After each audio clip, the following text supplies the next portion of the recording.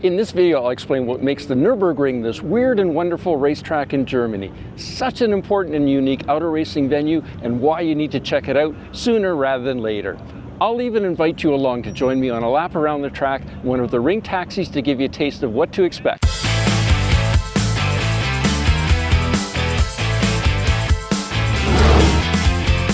The Nurburgring racetrack is a public German toll road that almost any vehicle that is street legal in Germany can use. Yep, you heard right. Depending on the day of the week and the time, you can see everything on the track from Volkswagen vans, tour buses, motorcycles, hearse, old pickup trucks, courier trucks, RV vans, 60s American muscle cars, limousines, shifter go-karts, Hummer limos, and countless vehicles, often all at the same time. And people mooning the photographers from within the cars while on track is not unknown to happen too. Yes, that means you can drive your own car on the track as part of the Touristenfahrten Nordschleife. But I'll talk more about that later in this video. A quick history lesson about the Nürburgring. In the early 1900s, auto racing was done only on public roads, but safety concerns necessitated a better way. Germany started to build the longest racetrack in the world in the fall of 1925 to showcase their superior engineering and manufacturing of automobiles. It took 25,000 workers and the equivalent of 150 million of today's money to complete. But amazingly, it was done in just 2 years. When completed, the Nürburgring was a total of 17.6 miles long and consisted of 3 loops, 174 turns, and 1,000 feet of elevation changes. Definitely not your average racetrack then or now. The South Loop, or Südschleife, was about 4.8 miles long. The North Loop, or Nordschleife, 14.2 miles, and featured 73 turns. And to join both together, there was the Zielschleife. Racing started in June of 1927 with an amazing 85,000 spectators over 2 days of racing. There were 100 motorcycles on Saturday and 65 race cars on Sunday. Later that year, the first German Grand Prix was hosted there. They quickly realized that the whole track with its 174 turns was way too dangerous. So they decided to race cars on the Nordschleife and leave the Südschleife for motorcycles and smaller races. Formula One racing started there in 1951. But as the cars became quicker, there were more and more deaths on the Nürburgring. Jackie Stewart famously named the track Green Hell after his victory at the 1968 Grand Prix. But due to the dangerous conditions caused by the lack of runoff areas, massive elevation changes, jumps, bumps, blind corners, Formula One drivers refused to race at the ring until the track was made safer.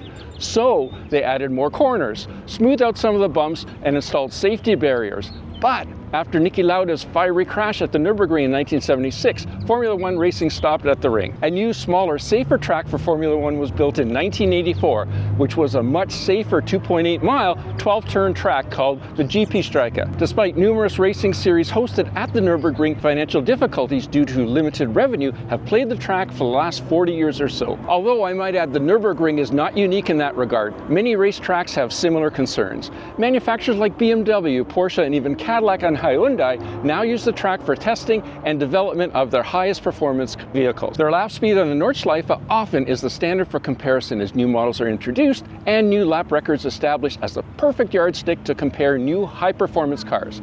Anyone can drive their car on the track for about 30 euros per lap.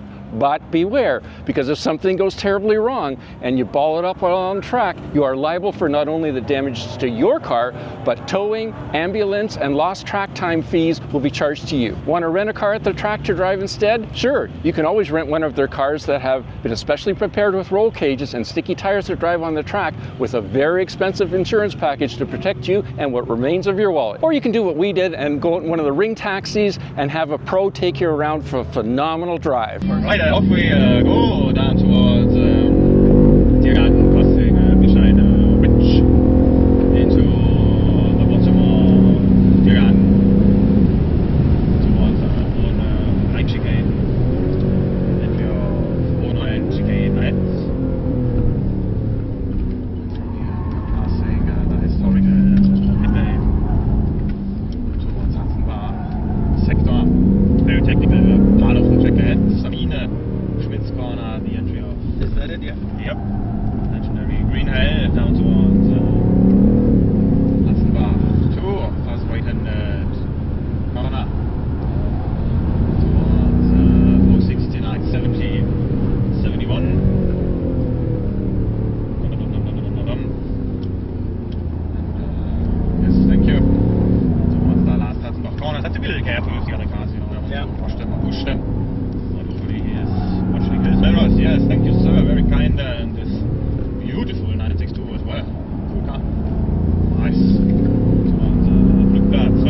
like it? Yeah, Yeah, yeah, great. Nice. Very good. A little bit faster than we go. On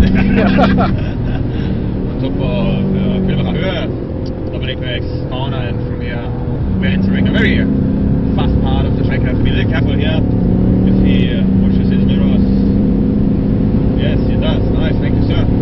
Schweden lies ahead. 245. Nice. 247 was the highest we went. So far. It's probably 150 miles. Yeah, we drive in kilometers. Yeah, we're Oh, yeah, you're measuring. Very rough sector in Foxhole. New tarmac since the beginning of the year. Maybe flat to even, but still a rough sector heading with into. Yep. Foxhole, entry of Foxhole, half an hour first ahead.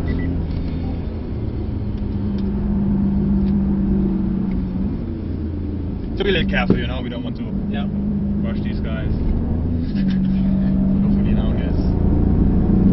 Yes, thank you, sir. Towards Escapades, which is like this GD3 pass. That's the same. And from here into Kallenhaft.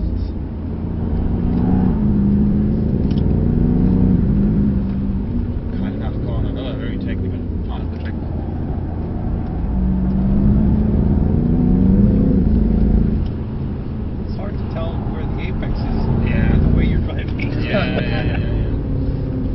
Track is paid, you know, especially with a big car like this, you really need to use every centimeter of track to go quick through the corners, but loads of corners they have hanging apexes as well, so literally the apex is a variable thing.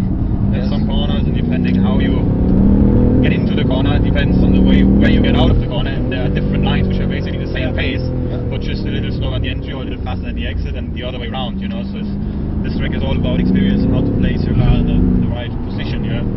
Depending on the corner and the traffic obviously as well, yeah. Towards Bergwerk Lauda corner ahead with Lauda. Yeah. There is an accident in the 76. Have to be really careful here, it gets very tight and sometimes it just moves to the left. No, he stays there, yes, thank you, sir. Into Bergwerk coal mine, this corner is called another key corner, very late into the corner, early on the throttle, and then uses many power uphill, very steep uphill here as well. Towards Klostertal, Kessischen, sector. Crazy part here then. What? 207. 225 now. Towards Brave corner, that's the entry of Brave corner. No brakes here, just a little roll, use the momentum. Early apex and then normally full on throttle. But you know, live and let live. Racing different story, but here it's you really need to be respectful of each other on this track. It's dangerous enough. Non-professional drivers, we need to chill a little, you know. Of course. Right there. And then towards Carousel ahead, very Chola Carousel, very famous corner here, Carousel. And then from here, towards towards the highest point of the track ahead, entry of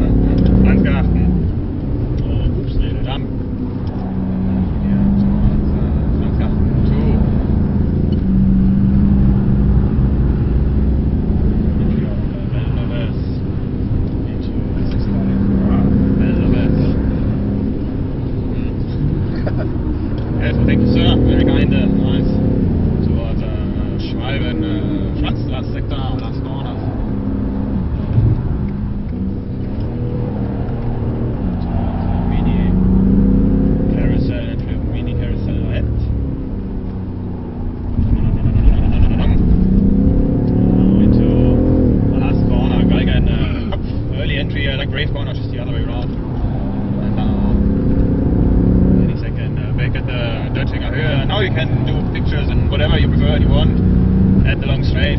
Hope you enjoyed it. Yes, thank you. Great, fabulous. What's your favorite car to drive here? Oh, I have no favorite car. No favorite No favorite car. So many good cars. Whichever one they pay you to drive. No, I wouldn't say that. Sometimes some cars I deny as well to drive. Yeah, Really? of course, of course. What would you deny? The Tesla. Click here to check out my next video on visiting the Porsche Museum in Germany, and I'll see you there.